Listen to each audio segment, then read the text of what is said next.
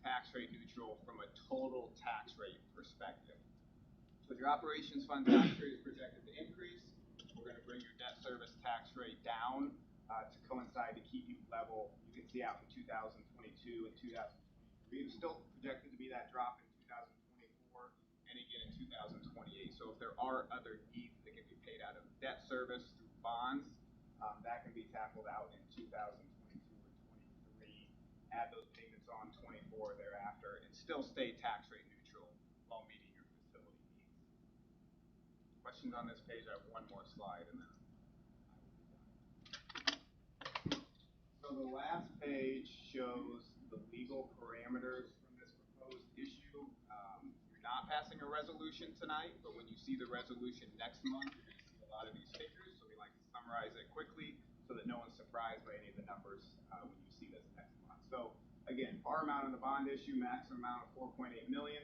Estimated cost of issuance, these are upfront professional fees.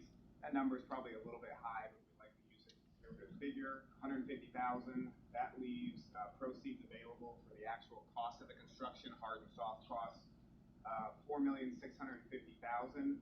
We're estimating interest rates at 4% right now. That is so significantly higher than it's going to be. We always like to be a little conservative because you're not issuing bonds for several months. Things can happen between now and issuing bonds.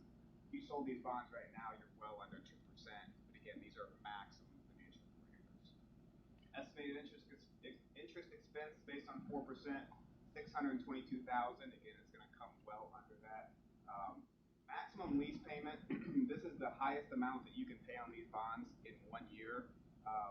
We're proposing $2 million. That's higher than we're projecting. We're projecting about $1.5 million right now to keep tax rate neutral. But again, these are maximum financial parameters. So you'll get your updated assessed value in August. Should you see a large increase, this would allow you to pay that back a little bit quicker. So again, we're going to be conservative with all these numbers. Estimated maximum tax rate impact. You're going to see that and say, the guy just said tax rate neutral. Why is this showing 64 cents? So this is just a statutory formula. It takes that maximum lease payment of $2 million, it divides it by your current assessed value, and then multiplies it by 100. Because your tax rate is based on $100 of assessed value. It does not take into account you paying off your debt. I showed you that first graph. You have the higher payment, it's going to go lower. This solely looks at what is a $2 million payment due to your tax rate.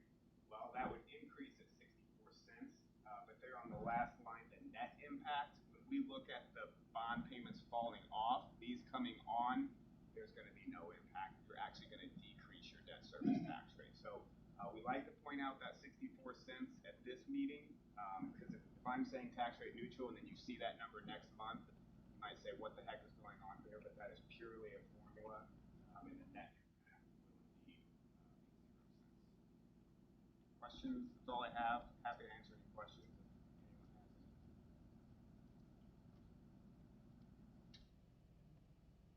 Thank you. Thank you. Appreciate it.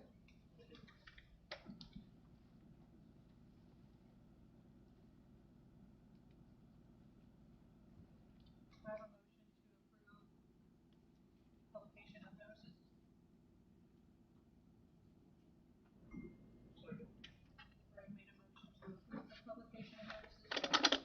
All those in favor? Motion carries. Thank you.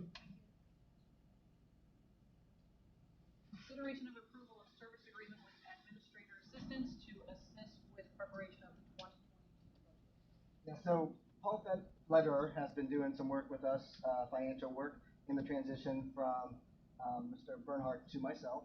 And he actually presented a couple of months ago as far as finance position of the corporation and so forth. And so I'm proposing to utilize him and continue to utilize him through administrative assistance, who was part of that transition process, to assist with the budgeting processes for this upcoming year. There's a lot of things that are due starting in August, and we've been in the office for 9 days now. So it'll be a good extra set of eyes, the 30 plus years of experience to come in and help us with that transitional budget process. So I'm going to do that. This is something that's not just being dropped on us. bringing in a new superintendent. It usually takes them a year or two doing budgets before they fully get the feel of how to do them. Plus an extra set of eyes reviewing them before we submit them to the state. Keeps us out of trouble or issues down the road in case something gets wrong. But this is in addition to the first, when we hire the superintendent search, right? This is an add-on to that same, because he's with that same company, or is this separate from that now? Like, so we approved, at another meeting, for him to do the financial, snapshot. Right. And X amount of hours, right? This is just adding on to that part of it. And it's through an administrator assistant, okay. But this So is to clarify, we're still getting whatever assistance we need from Win, correct? Yes. guidance to Corey, but this is specifically for the budget preparation. Correct.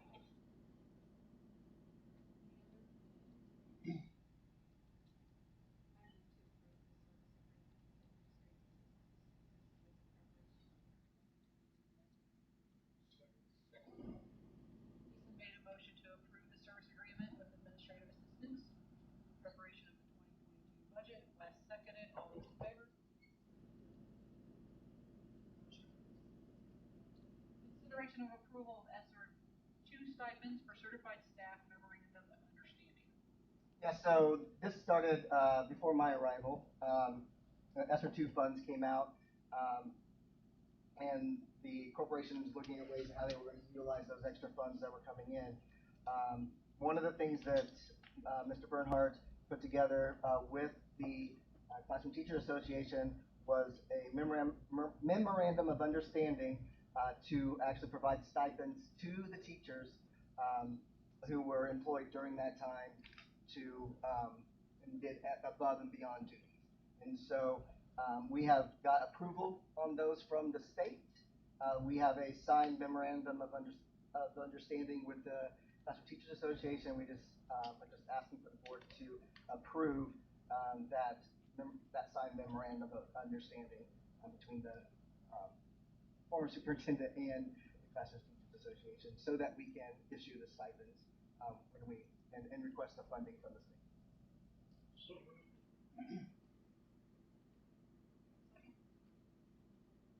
Wes made a motion to approve the ESER 2 stipends for certified staff memorandum of understanding. Lisa seconded. All those in favor? Motion carries. Consideration of approval of ESER 2 stipends for classified staff and administrators. So similar to what I just talked about before, but this one is independent of the Classroom Teachers Association. This one actually is ESER 2 funds providing stipends for classified staff in the corporation and the administrators in the corporation that were employed during that time. And so that, I mean, going back, I mean, talk to that other point too. The teacher stipends was $1,000. The classified staff is a $500 stipend, and the administrator stipend is $1,000. And so with that, there's, and the teachers will do this as well, there's a time and effort verification that you have to sign off on that each teacher will do, and we'll do that when they come back to school. The teachers, staff, and administrators will sign off on. It's a requirement of ESER that it verifies that they went above and beyond regular duties to get this stipend. So it's just a regulation of the ESER grant. So we're just asking for approval to issue those stipends and to request that money from the state from that grant.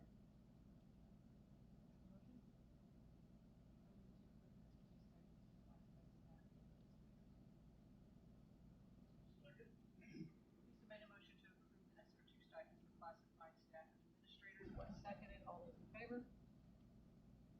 Motion carries. Consideration of approval of COVID back to school reopening plan. All right, so this has been work in progress for quite a while as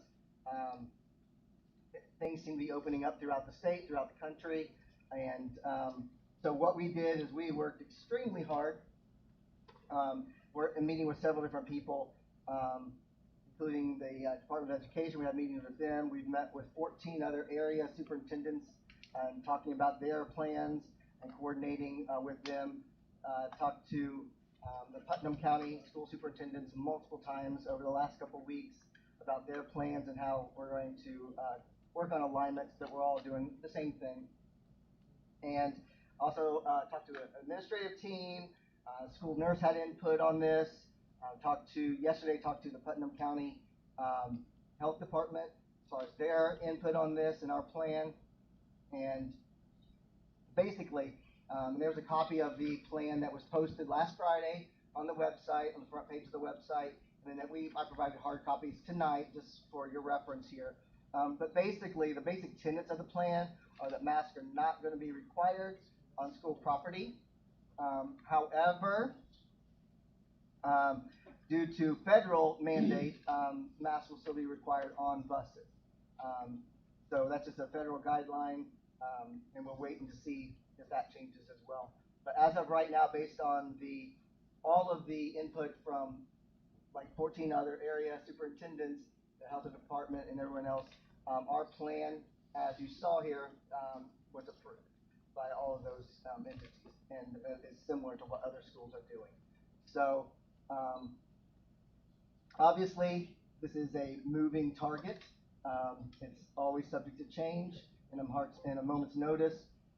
What we did, just in case things reverse and things go bad again with lockdowns and so forth, we just put in our plan that we will revert to our previous plan rather than having to come up with a whole nother plan if we have to go back to that. So we'll utilize the plan we had in place before if that would happen.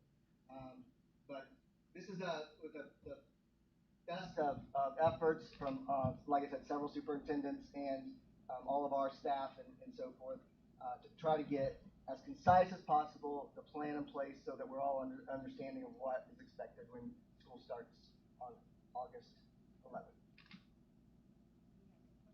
I have a question for you. Yeah. The form you put on the web are reopening the wing. When you go down to the buses section there where you have vaccinated, non-vaccinated on the bus section, vaccinated required, non-vaccinated required. Is that referring to the mask or? Yeah, this is all related to the mask. Okay. It has nothing to do with as far as requiring vaccinations or anything, nothing that. No, it's just the mask. The whole basic page there is all about masks. So because of the federal mandate for public transportation, masks are required whether you're vaccinated or not vaccinated on public transportation. So what kind of support will the bus drivers have to make sure that that's enforced? Yeah, so they are required, okay, but what we're saying is that it's the parents' responsibility to make sure their kids have their masks. We will be providing them, but it's the parents' responsibility to make sure they're having their masks. So we will be providing masks. We actually have a plan in place for that to happen, but we just want to make sure that we don't become the mask police. But we're going to enforce the mandates that we have. But we're not going to become, like I said, not the mask. I have a question on, I know we're unable to require proof of vaccination, but for the kids who are vaccinated, in other words, when you start contact tracing, say that happens, is there some sort of procedure so that the kids that are vaccinated don't have to be sent home? Right. So when they're contacted, if they were in close contact or whatever for a quarantine, then at that point, if they were vaccinated, they wouldn't have to quarantine. So there's a way to communicate that to the school, or? Yeah. So here's the thing: if a student is vaccinated, the parent can submit their proof, and we can put it in their file, so that will be there. Also, when we contact the parent that their student's being quarantined, they can let them know at that time that they have been vaccinated as well. But we can't actually ask. So even at registration, you can't ask if they've been vaccinated, so that you don't have to go through that process? No, it can be done voluntarily, but we can't ask.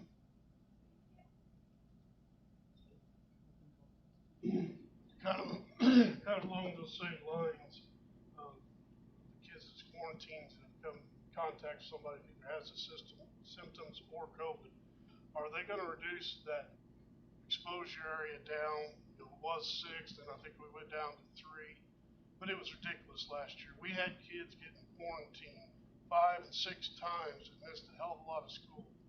Some common sense needs to come into play here somewhere.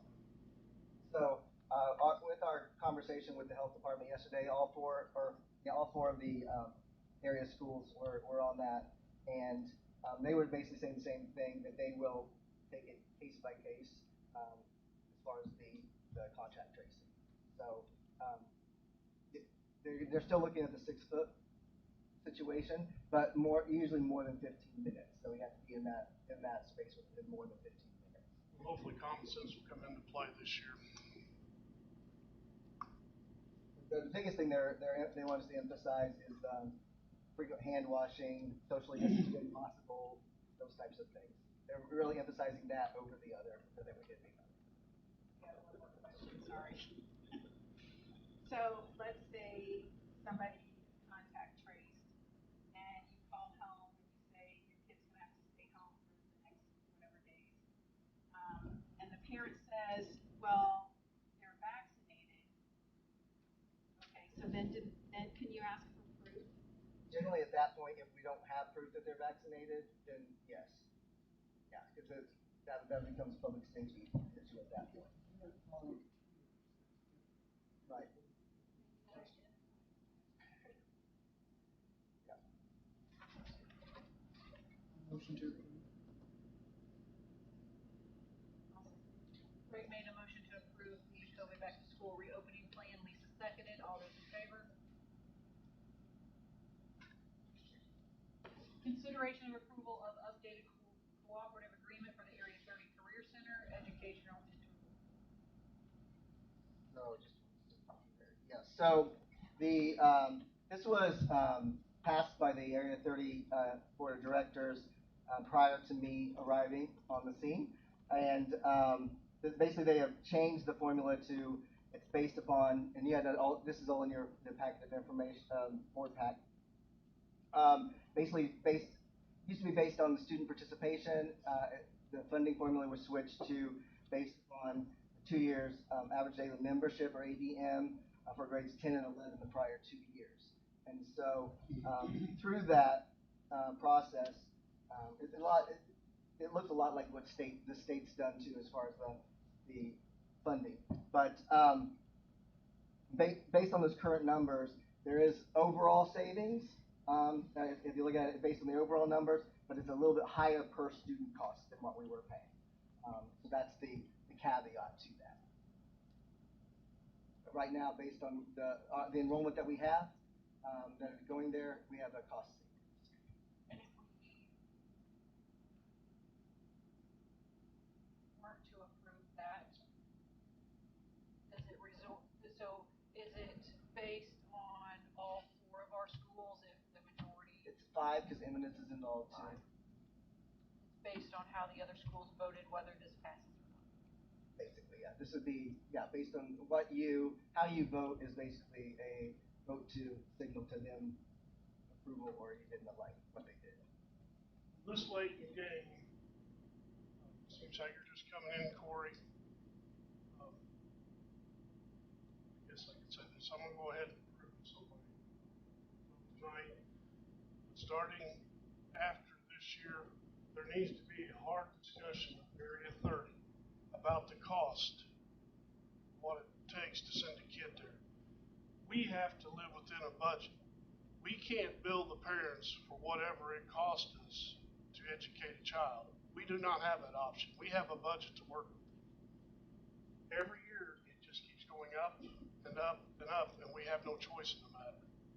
It is a very needed service to our children, but they need to start living within the means because it's costing us more to send a kid to Area 30 than we are receiving in funding. There needs to be a hard discussion held on that.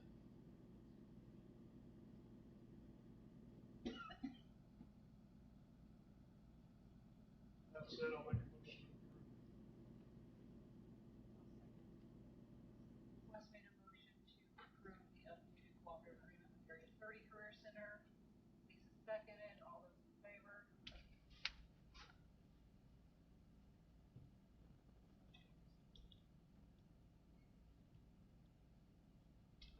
Consideration of associate principal position. Yeah, so Tana Gardner has served our as middle school assistant principal, but she also does a host of other duties with the district, has some district roles, and some things she does in the high school as well. She's continually going above and beyond and works well beyond her current administrative contract. Um, so her contributions to the district have absolutely been amazing. That I had only good things that I've heard about her, and when I talk with her, the things that she's done.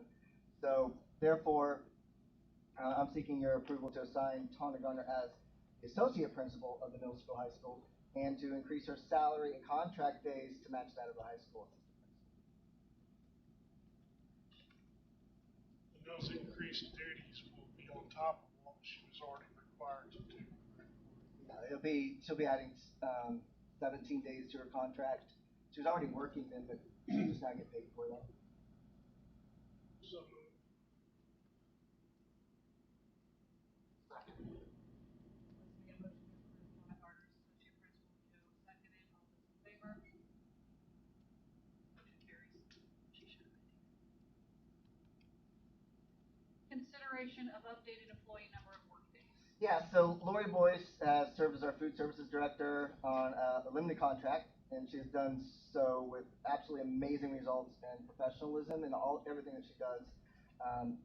She runs her participation is through the roof. She's got a lot of good things going on, a lot of programs that she's doing. Goes above and beyond day in and day out. With the expansion of the federal programs and all the continually changing guidelines, she stays on top of those very proactively. She's also helping to direct our district-wide wellness policy, so she's taking on extra duties there, and a lot of other things that she does. She just always sending me the things that she's doing. It's great. Therefore, I am seeking approval to move Lori Boyce who is the current food services director, to a 12-month employee. She's currently an 11-month employee. Move her to a 12-month employee and increase her salary to match her days and her qualifications. So moved. Les made a motion to approve Lori Boyce, food service director, to a 12-month employee status with proposed salary increase. Greg seconded. All those in favor?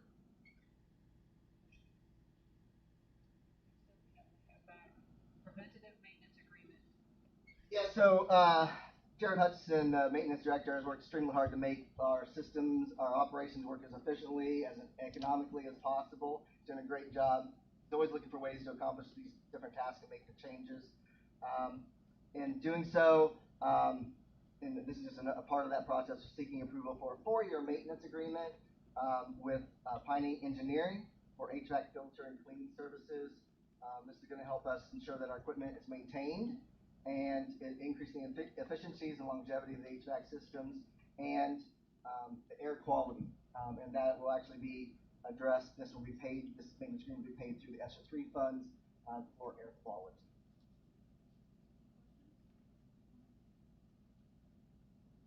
I did speak with Jared about this at length, asking a lot of questions. It sounds to me like it's a very good thing for us. It will free up a lot of time for his team and also to use these funds. And it seems that there is some advantage of having Piney in there during the belt changes and filter changes, being able to listen and look visual, like unofficial visual and audible inspections. And that information, any information gathered will just be verbally given to Jared and his team. So it actually sounds like a pretty good thing. In that agreement, Jared, is there a discount for parts or anything go along with that? It was not. There was just a pricing on the filter part of it. And I'm going to kind of, this is basically a filter belt change. This is a quote. It's not a signed contract. You can get out of it at any time. What Doug with Piney did is just give us numbers for the next 5 years, so we can put that money aside for the ESSER to be, for it to be paid for out of the ESSER. So it's not a signed contract. It's just a quote. So if our equipment changes, we add something, take something away, of course that quote will change. So it's not a signed contract. I just want to let you guys know that as well. So it's not a set in stone thing. It's just a numbers thing. But Doug was really good at projecting out the next 5 years for us, and did that well. But it is something that's never been done at this school, as far as I know. We've cleaned some coils that probably hadn't been cleaned in 20 years this past summer. And they had dirt on them up to an inch thick. So I don't know how any air was even passing. So just kind of let you know, it should help improve all the air quality in all the schools and help the HVAC systems last a little longer. So we're buying a maintenance agreement. It's just an agreement for belts and filters and for them to go and change them. The classroom units will be changed once a year unless needed, or we're going to kind of try to see what that does, because before they were only being changed about every 3 years. So the main units will be changed twice a year. The main air handlers will be changed twice a year, and those are all Mermaid filters. So they're not a residential filter. These are a big, thick cotton filter that are the good air quality filters. That's what they recommend. Jared, wasn't there some coil cleaning in there as well? Yes, all the coil cleanings will be done once a year in the spring, which we were paying them to do that anyway. So now it's just all included in. Now we can pay for this out of the ESSER instead of us doing it out of our budget. Now they know it's pretty much just part of the routine. Yes, correct. I would have to call them and say, hey, we got a coil dirty, or the guy before me had to call them and say, we got coils dirty. Some of them I clean myself if they're the smaller systems, but a lot of like the big chillers, they have to be completely taken down and apart, shut down, and cleaned out that way with the product. So, but a lot of smaller units I do myself, and that will be kind of adjusted at that time if I've seen it needed done. I did notice on the quote it said the timing was from 7 to 5, normal business hours. Is that going to be a problem for teaching staff or anything like that? I don't think so, Joe. I think most of this we can do during the summer and then through Christmas break, which that's what we did the last time. Most of it got done during Christmas break, back in November, December. So I think a lot of it we can schedule this out summer, Christmas, and not really affect any of the classrooms at all.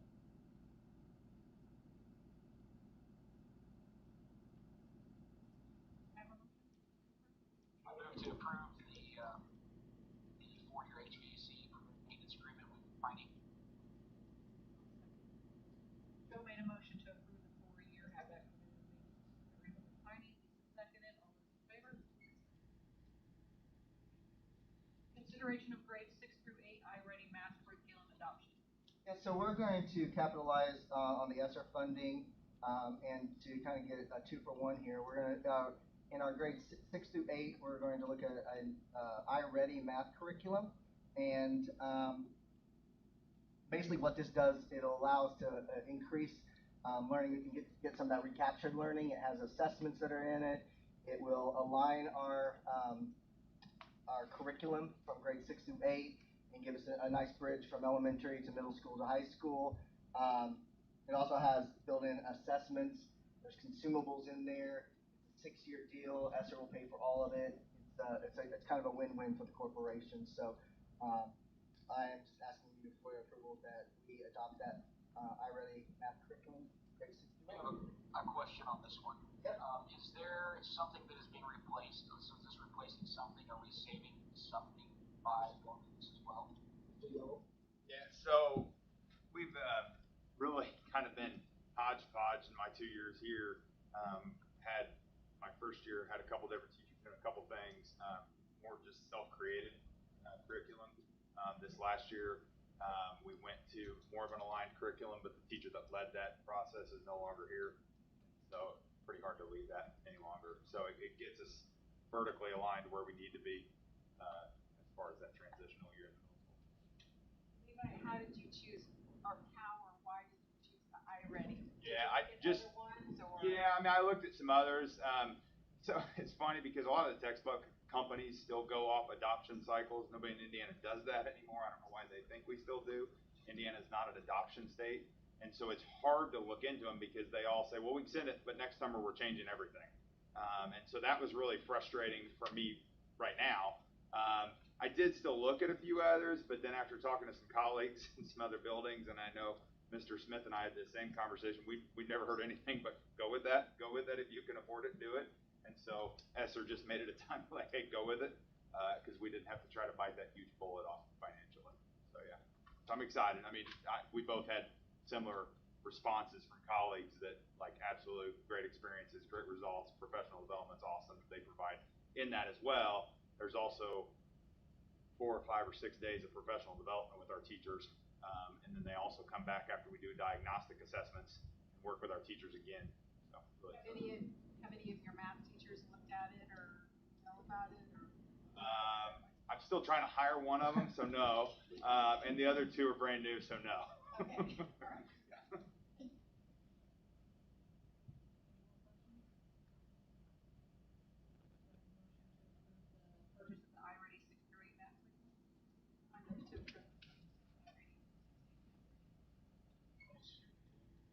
Lisa made a motion to approve the purchase of the I-Ready 6-8 math curriculum. Wes seconded. All those in favor?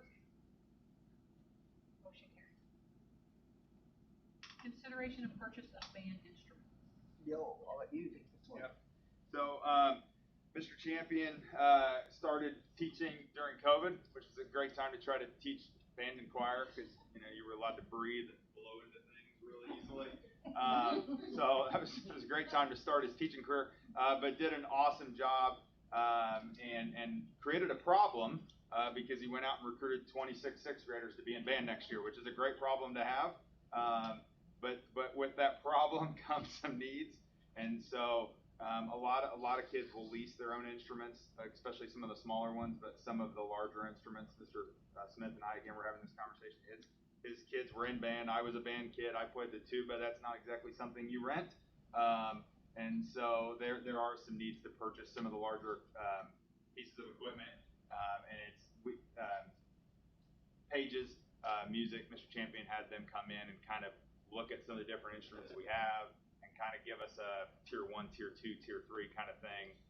These things you need now. These things you can probably get by with for a couple more years. These are okay, whatever. So, so the list of instruments, and I don't have them in front of me. Sorry, but those were the ones that Pages and Mr. Champion kind of deemed like most needed right now at the moment. So, excited about it. Awesome. It created a scheduling problem too because we got to create a 6th grade band class because it's so big. Normally we just kind of have a middle school band, and so really excited. Mr. Champion is finally away on vacation for a few days. He's been here like all summer, and so really excited about the direction he's taking our band and choir program. Those new or refurbished instruments or what? The ones that are on your list, those are brand new. Yeah. What's the focus of the band going to be? What do you mean? Like as far as the style, or if you will? Is it going to be a marching band? Yeah, no, much more probably of a concert or a symphony band type focus, I think, is the build for him. We talked about that, Mr. Smith and I. We've had a lot of band conversations. But because I really think drumline's cool, even though I never played the drum. Mr. Smith's son went to college on a drumline scholarship. So I keep pushing Mr. Champion, but he's not a drummer. So, but he's much more of like a symphony concert band type focused person. So, yeah. Would it be possible to have him present for more? I'm interested in what. Yeah. Yep. Absolutely. Yeah, we can arrange that for this fall or something. Yeah, not a problem.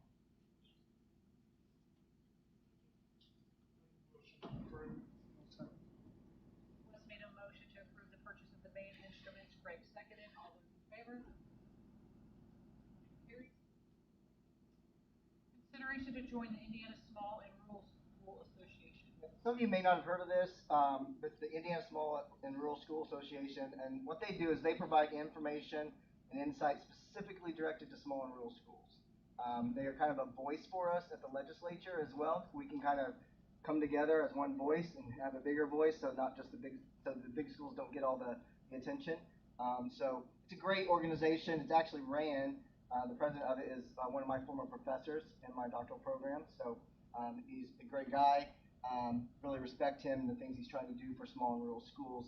It's a very small fee for to join, and it's like $400. So it's highly worth. You're going to get more bang for your buck doing that. We're going to have a voice and get a lot of information that we can utilize to help our school. Any questions?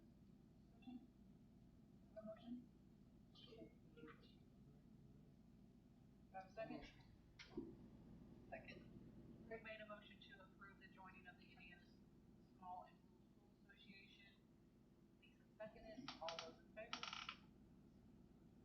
Carried. Consideration to accept out-of-district students for the 21-22 school year. Now this will be a quick one. This is just the annual requirement to approve the acceptance of out-of-district students, and it's just for the 21-22 school year. Now, did we have a cutoff date on that before? Yeah, we the last 2 years we had set it basically up till the first count day, and then opened it up again second semester until the second count day, and then closed it. I know at the elementaries, is that correct? At the high school, sometimes we had made that a little bit more fluid, just because kids tend to be more fluid in those grades. Last year, I'd have to look back, and maybe we could look back in the school board minutes, but I'm fairly certain we left the high school open all year, but don't quote me on that. The reason why I asked is I thought we had a floating one. Right. Yeah, and K to 8, I know we closed it at count days, because at that point there is, yes, we want kids, but financially it's tough to take them past the count day. So. My suggestion would be, if Mr. Smith, if you're okay with this, to open it up, close it at count days for right now, but we can always entertain that motion if we start to get an influx of kids wanting to come past those count days. It's few and far between, and oftentimes if they're going to come, they're still going to come anyways. If you tell them it's in 2 months, you know what I mean? At the high school level, typically they're transferring for a program, or they're transferring for all my friends go there from church, and so that's where I'm going to go, or whatever the reason. It's not because they move. You know what I mean? If they move, we have to take them anyways. They're in district, so yeah.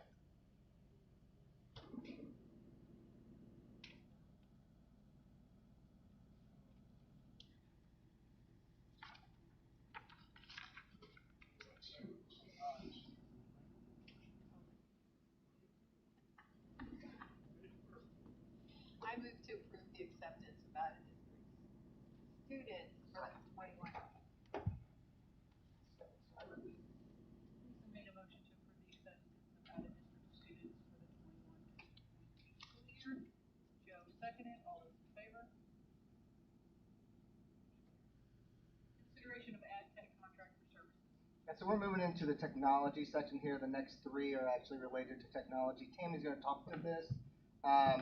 Basically, each one of these, they kind of all work together. So, but then you can have it in separate motions as we move down the road. But anyway, if you want to talk about what they are, and I can go in details as Sure. So South Putnam participates in the E-rate program each year, and that's a government-funded program. It's where we buy our bigger purchases, servers,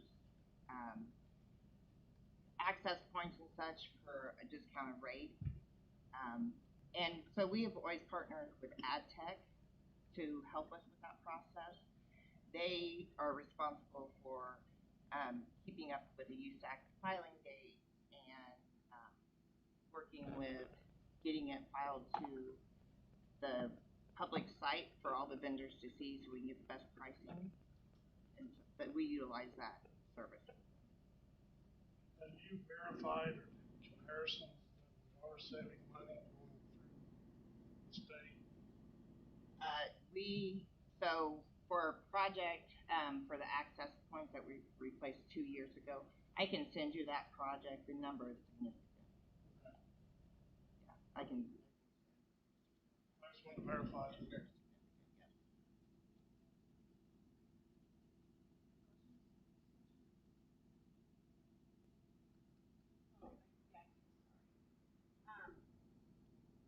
I don't know if this goes here or not, but as far as 5-star employees and people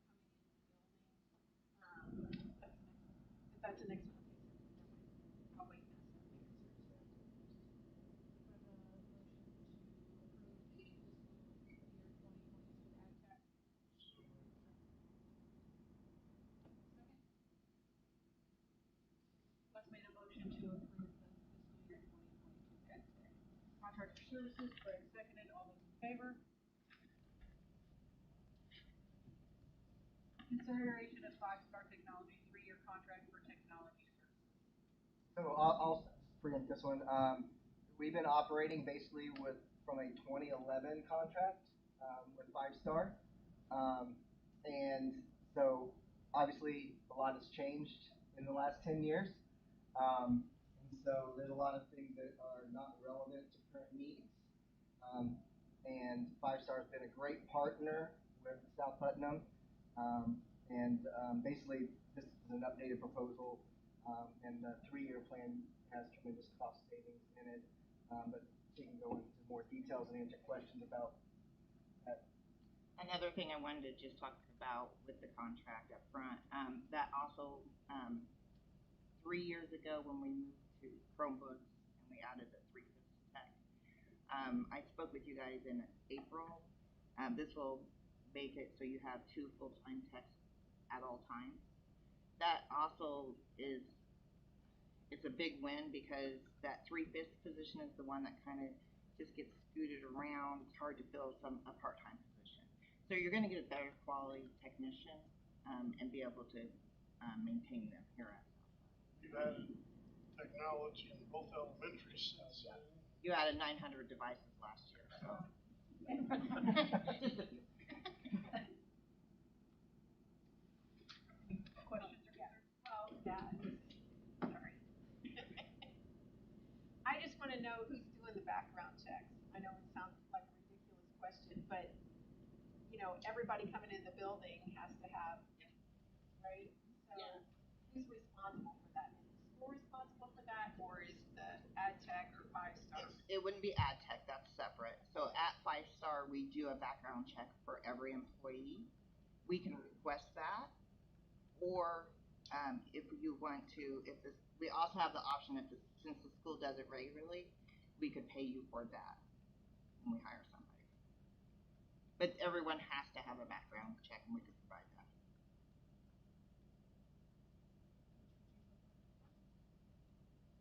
We'll figure that out. I mean, we'll get it one way or the other. We'll figure that out. But we'll make sure the people that are in there are safe for our kids. And so that we have record of it, right? Yes. Okay.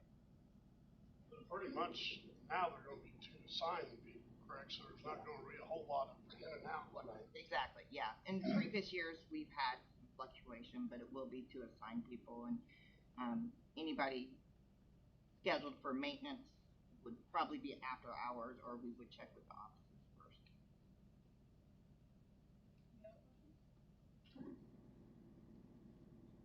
Do I have a motion to approve the Five Star Technology 3-year contract for technology services? I move to. Lisa made a motion to approve the Five Star 3-year contract for technology services. Craig seconded. All those in favor? Consideration of surplus equipment, need waste. Yeah. So I'm gonna let Tammy just talk to that. It's basically had to do with old, antiquated equipment and what we as a corporation and you as a board have to do regarding those. Yeah. So there's two things to discuss here. The old desktops that we no longer use. We have done this in the past. We recycle them with Greenwave Recycling Companies, who we usually use. They pay us pennies per pound, but it is some profit back from our equipment. Because of the older Chromebooks, some of them are the ones that we started with the trials. I have them at my back program, and they will pay us. They will pay us about $10 per device. Now that's a guesstimation, but we will get some money back, and it would be greater value to sell those through that buyback program instead of putting them on the Greenwave truck and just getting pennies. Where do we put that money back? It goes to Terry, so I'm sorry. It's one from Greenwave. What are you doing with it, Terry? It goes in the You just kind of went under the bus, sir. The check gets sent to them. So the check is made out to the school. For which fund are we putting those in, and what can we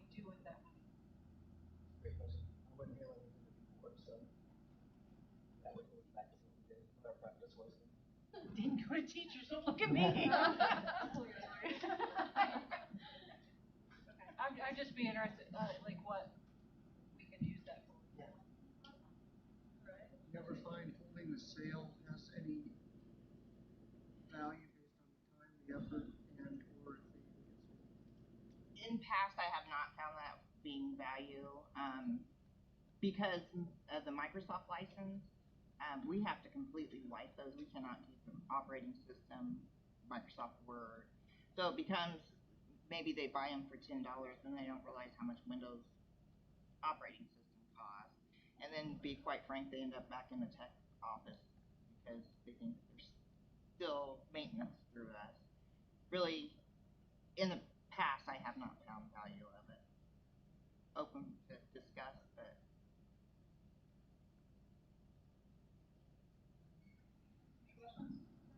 Discussion? Do I have a motion to approve the release of the itemized surplus equipment? Wes made a motion to approve the release of the itemized surplus equipment. Greg seconded. All those in favor? Motion carries. Thank you. Consideration of overnight trip request. This is in consideration of a cross-country camp. Mr. Starnes, please. Yes, over the past few years, Coach Welty and Coach Pruitt have taken our cross-country team to camp in the Cocoa in Springfield, Indiana. It's an overnight camp. They will leave on the 26th and return on the 29th. They have the funds in their account to cover it, plus they're going to charge the students a fee to help cover the food and the lodging and things like that. They'll take 2 minibuses, 31 and 33. I don't trust them to not set the battery die with the alarm going off all night, so we'll give them the old 2 buses. But yeah, we're just asking for approval of that.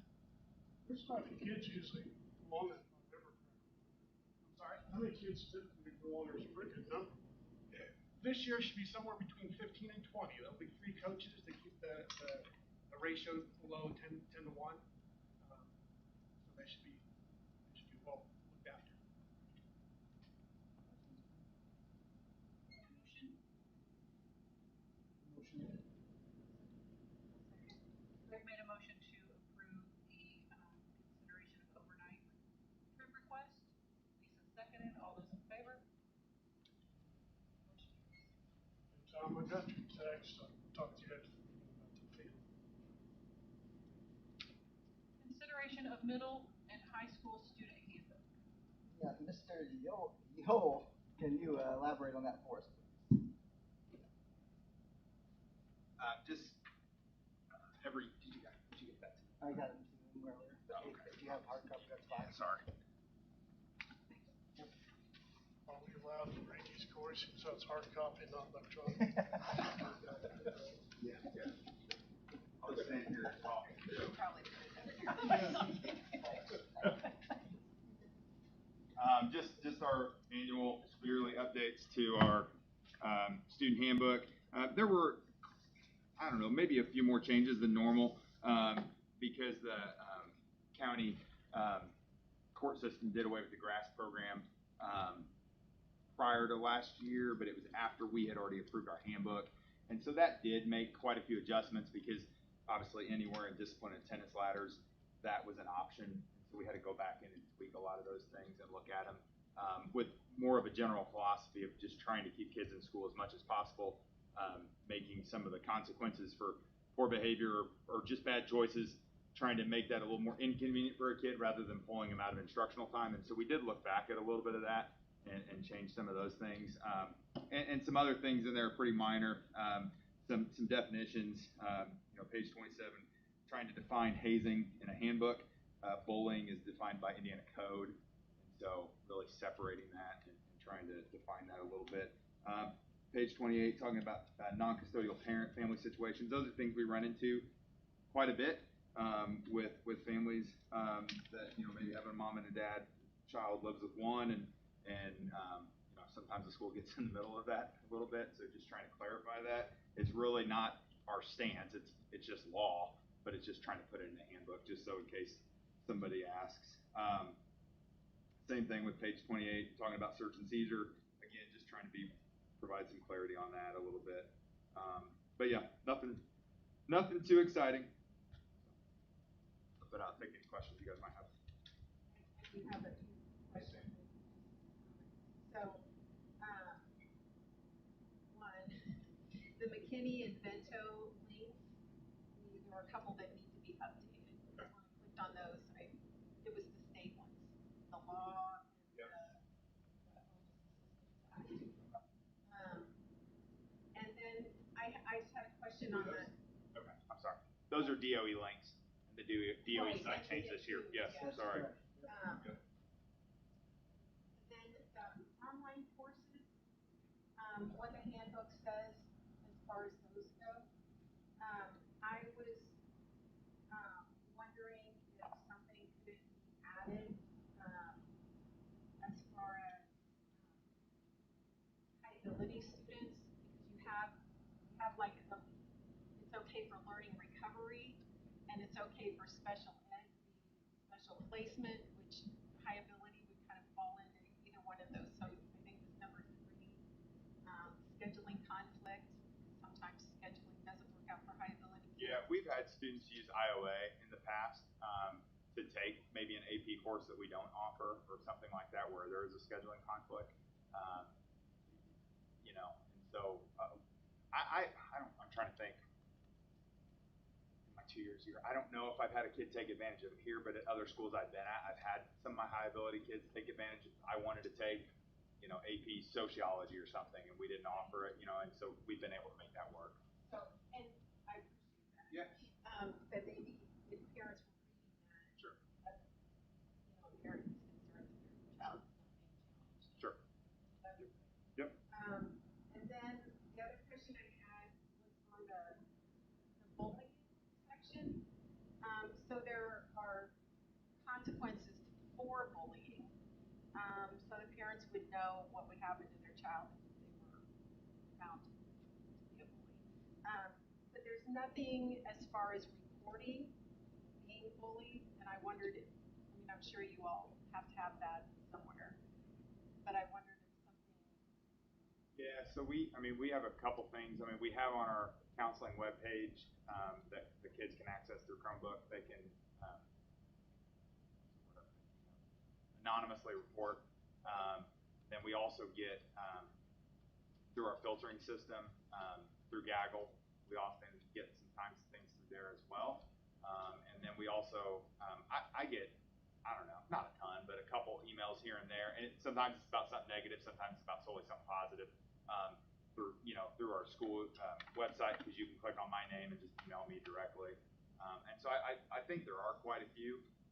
We have to document any report of it, and that was defined in Indiana Code 6, 7, 8 years ago whenever they actually defined it in the House Enrolled Act. And they define that how we have to report it, how we have to define it, what we have to do as far as documentation as well. I guess my question is to inform parents how they would report it. Okay. It sounds like you're covered with the kids, Sure. which is good. Sure. But if I, as a parent, my kid's not going to do that.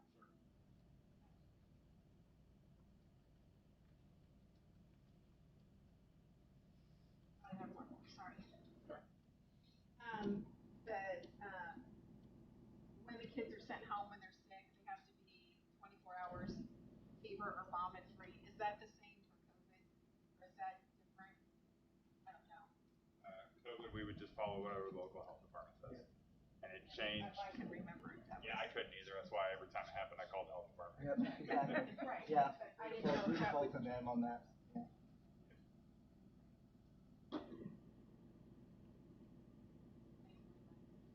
Any other questions?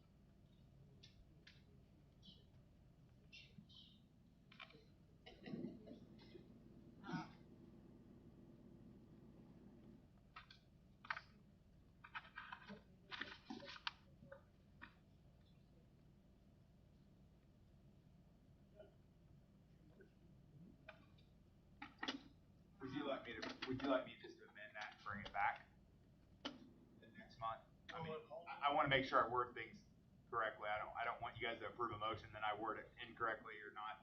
Will it hold you up timetable wise getting it out?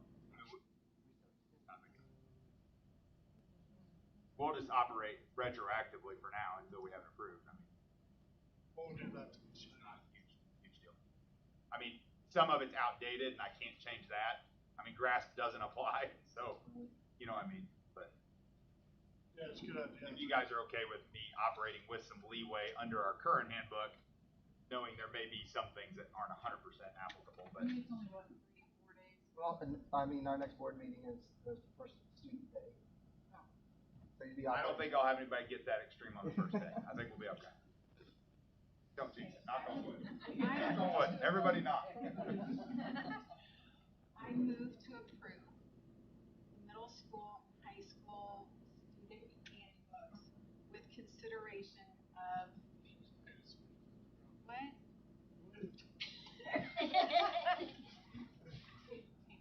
Just take it. He's gonna bring it I back. don't want to cause. Start on the same day one. Okay, I move to table it until amendments can be made. Do I have a second? Lisa made a motion to table the middle school, high school student handbook. Greg seconded. All those in favor? Motion carried. Consideration of transportation director and maintenance director work truck take-home policy.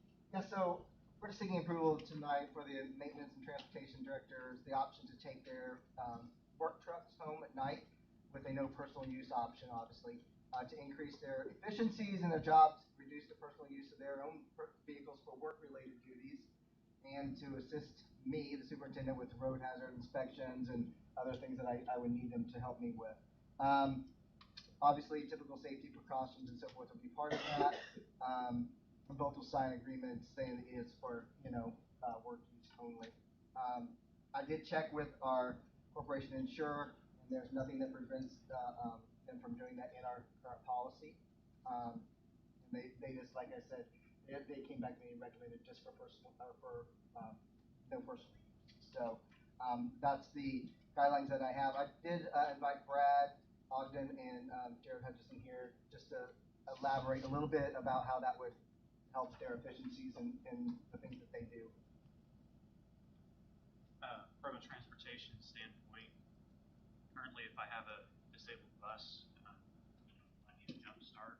If I already leave home in my service truck, I can connect, I can go right to that bus wherever it might be to get that bus a jump start, or if it's something else more mechanically related, especially since some of our bus routes start before our mechanic is on site. Also, if I end up driving a route, then it would allow me to be able to use the truck to drive directly to some of the houses, because some of our drivers keep their buses at home. Radio communication as well. I currently take the handheld radio home so that I can have some access or communication with the drivers, but it's not as powerful as the radio in the truck. After school hours, evenings and weekends, I have buses running, and so if there was a breakdown or an issue, then I would be able to use the service truck to get to that. Obviously, in the winter, like Mr. Smith mentioned, being able to travel the roads, I do that currently in my own truck unless I'm already in the service truck to clear lots and things. But that would allow me to make those drives in the service truck. Even with like the rains that we've had, there's certain areas that we have flooding, and so it would allow me to give the drivers a heads up if I notice that there's a road that we typically have issues with flooding, in those that we need to reroute. Just be able to do so. How many instances per year or jumps, driver going to their house, pick up the bus, and the weekend routes, how many instances would you say happen a year that would justify that? I'd say with jump starts, half a dozen. With subbing this last year, it was significant. We had some issues sometimes when drivers had to be out for medical reasons, and so that was an extended period of time. So maybe 15 to 20 instances.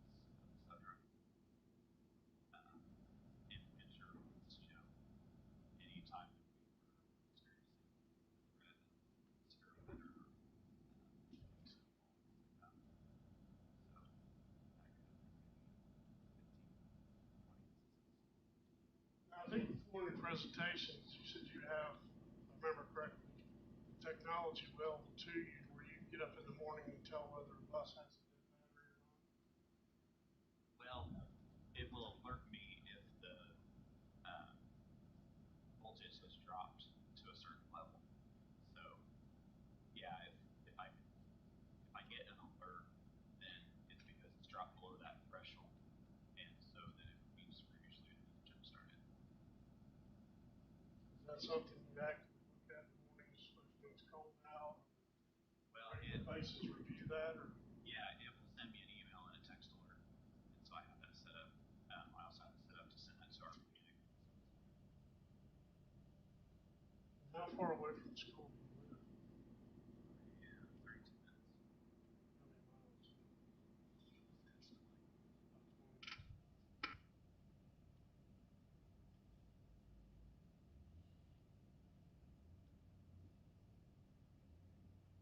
About 20. Benefit me, time saving. Currently, I drive my truck in here, grab my work truck. If I have to go to Fillmore, then I don't get there till 8. I'll use an example. Just this morning, got a call last night saying we had a water leak. I did drive my truck home last night because I drove it up to Purdue to a class. So I just drove it directly home because it was closer to go to home. So I was able to leave my house, go directly to Fillmore at 7 in the morning to look at that. Instead of coming here, grabbing my truck, and then leaving to go to there. I'm pretty much here all the time anyway. I got 2 kids in sports, so really would benefit me for a time-saving thing on that. I wouldn't have to get my truck. I could go directly to the hardware store, get equipment, come right back here. Those instances are weekly. And then I could also assist Brad in the transportation side of it, checking roads. And say if there was a bus down the road that did have a dead battery from my house, instead of him driving all the way to there, I could go do the quick connect and assist him at that point too. Be a time saver on that. And I live 8 minutes, or 8 miles. About right in Lisa, 8 or 9 miles.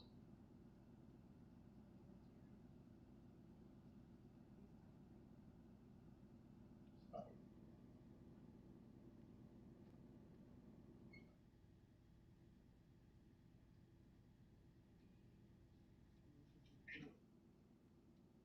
right, I'm just going to add on that Brad and I are pretty much on call 24/7 anyway.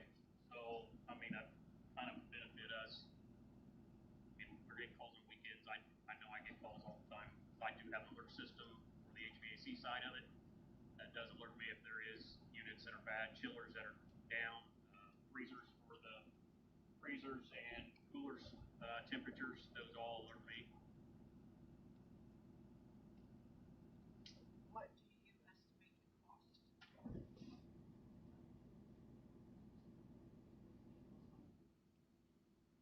Really, the only cost would be gas.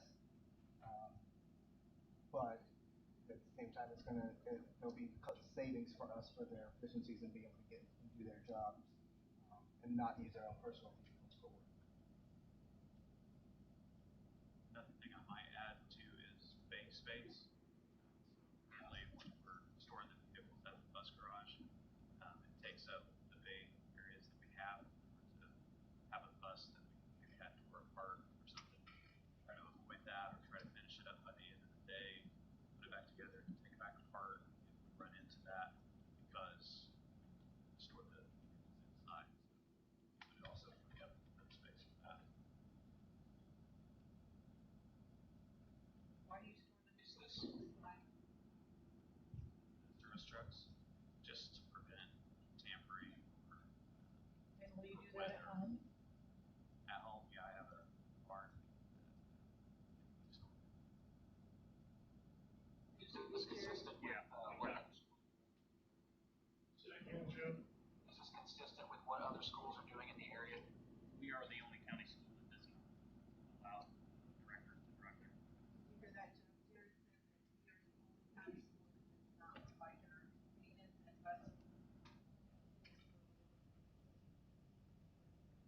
Castle does, I know all of them do.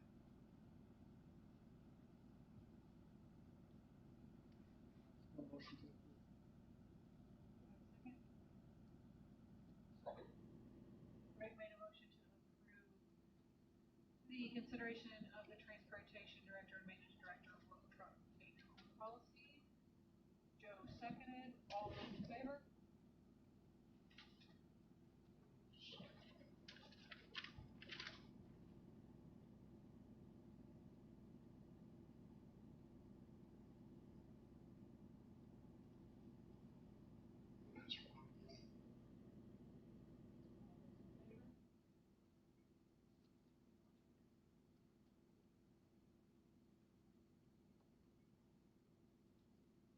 Any other business? Letter S. Consideration of approval of federal, state, local, and private grant applications on behalf of the corporation. Yeah, so annual authorization is required by board policy 6110 to seek approval to apply for and submit grants to the federal, state, local, and private entities on behalf of the corporation. So I'm just doing an annual authorization to do that for the corporation. What kind of grants might that encompass? That would be all your title grants, Title I, Title II, Title III, Title IV. It would be your ESSER grants, all those types of grants. There's also private grants and so forth that people that can apply for, classroom grants, all those types of things. So it's just to be able to apply for grants on behalf of the corporation. So moved. Wes made a motion to approve the authorization of federal, state, local, and private grant applications on behalf of the corporation. Lisa seconded. All those in favor? Other business. Any other business?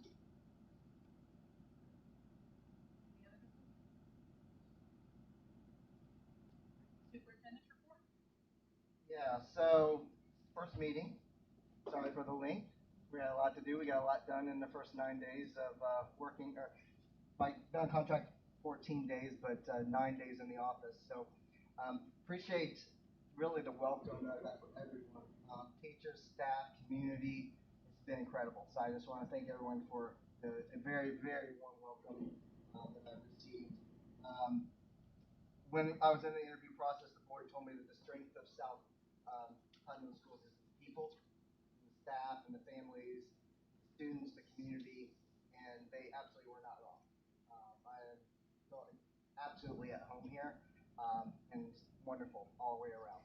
I also want to take the opportunity to thank Mr. Bernhardt for the great transition experience he was able to provide, being able to come in the board improvement, to come in early and work with him to get a head start so that we get some of these things accomplished. So I want to thank him for what he's done for the district and being here so long and helping me with that transition with the new guy after someone who's been here so long. So he was great.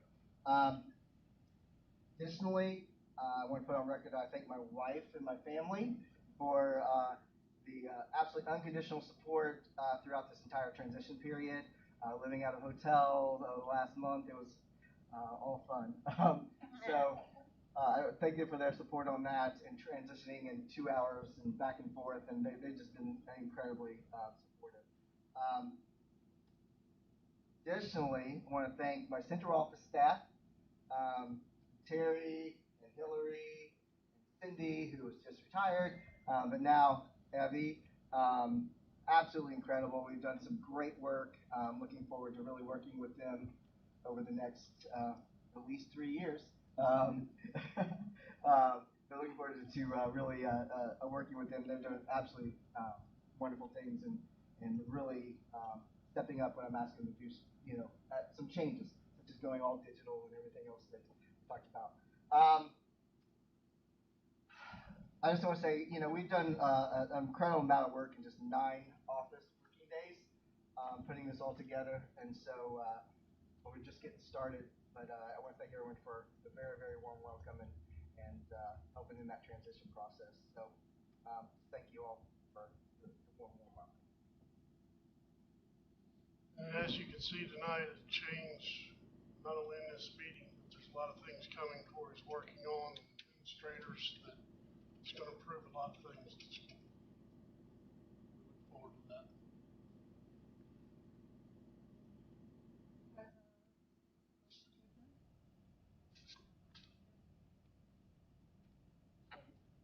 Lisa made a motion to adjourn, do I second it, all those in favor? Meeting adjourned. Our next regular school board meeting will be held on Wednesday, August 11th at 7 p.m. in the South Putnam Middle School, High School